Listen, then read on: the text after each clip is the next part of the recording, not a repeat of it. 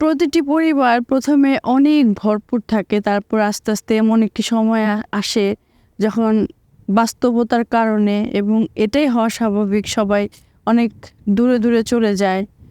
দেখা যায় এক পরিবার থেকেই 4-5টা পরিবার হচ্ছে। এটাই দুনিয়ার নিয়ম, এটাই বাস্তবতা। কিন্তু সেই সাথে আমাদের তখন দায়িত্বটাও অনেক বেশি বেড়ে যায়। এই সময়ে বাবা মারা অনেক বেশি একাকিত্ব ভুগে, লনলিনেস ফিল করে, সবাইকে খুব মিস করে। আমাদের সবার উচিত এই সময় বেশি বেশি করে তাদের খোঁজ খবর নেওয়া। ধরেন আগে যখন একসাথে ছিলাম তখনের থেকে এখন বেশি খোঁজ খবর নেওয়াটা অনেক বেশি গুরুত্বপূর্ণ। এখন বলতে পারেন যে অনেক সময় অনেকে বলে যে, আমাকে মাঝে মাঝে জিজ্ঞেস করে যে, তোমার আর তোমার হাজব্যান্ডের সম্পর্ক তো আলহামদুলিল্লাহ অনেক ভালো, তোমাদের বেস্ট পার্টটা বলো, বা তুমি আর তোমার মতে হাজব্যান্ড ওয়াইফ কীভাবে সুখী হয়। আমি আমার হাজব্যান্ডকে সবসময় বলি, আসলে যখন নাকি আমি আমার হাজব্যান্ডকে সাহায্য করব তার বাবা মার খোঁজ খবর নিতে, বা আমার হাজব্যান্ড যখন আমাকে সাহায্য করবে আমার বাবা মার খোঁজ খবর নিতে, এটা হচ্ছে ভাইস ভার্সা। এই রেসপন্সিবিলিটিতে যখন আমরা সাহায্য করব তখন স্বয়ং আল্লাহ আমাদের ভিতরে শান্তি দিয়ে দিবে, সুখ দিয়ে দিবে। কারণ আমরা যখন আরেকজনের দায়িত্ব নিব তখন আমাদের দায়িত্ব আল্লাহ নিয়ে নেবেন, তখন আমাদের ভিতরে শান্তি সুখ দিয়ে ভরিয়ে দিবেন। এরকম নয় যে আমাদের সুখ শান্তির জন্য আমাদের হাজব্যান্ড ওয়াইফকে every day I love you honey, how are you, I love you এইসব বলতে হবে।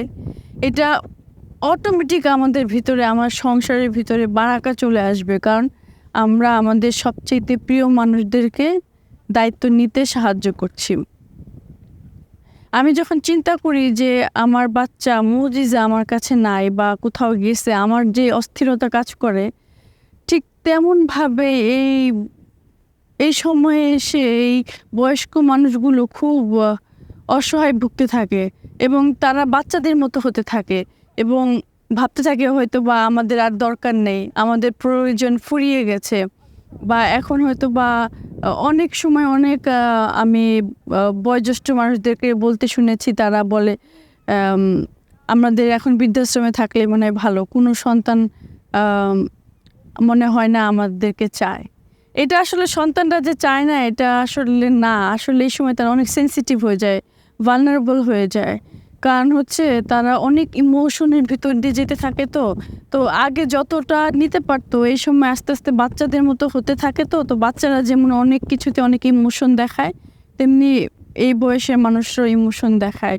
তো আমরা আমাদের পরিবার যদি সুখী করতে চাই, শান্তি পেতে চাই, অবশ্যই ছেলে যেন তার স্বামী যেন তার ওয়াইফকে তার বাবা মার টেক কেয়ার করার সুযোগ দেয়, বা ওয়াইফ যেন তার হাজব্যান্ডকে বাবা মার টেক কেয়ার করার সুযোগ দেয়। এভাবেই হয়তো পারস্পরিক শ্রদ্ধাবোধ থেকে হয়তো আমরা নিজেরা শান্তি পাবো।